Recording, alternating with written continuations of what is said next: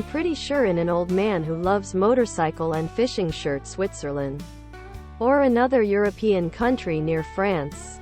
It has recently been made a kind of illegal. I can't remember the wording, but the law is essential. That it's illegal to breed animals that are bound to suffer in their life from health issues. Feel like I'm not. An old man who loves motorcycle and fishing shirt, tank top, V-neck, sweatshirt and hoodie, tank top, V-neck, hoodie, sweatshirt.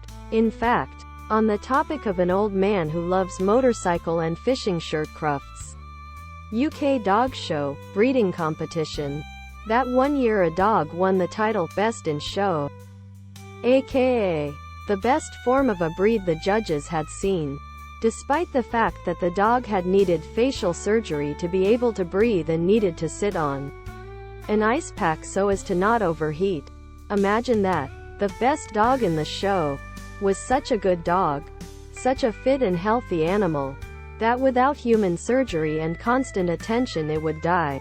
It's also a lot more realistic to change the breeding standard as it's accepted for shows and other products.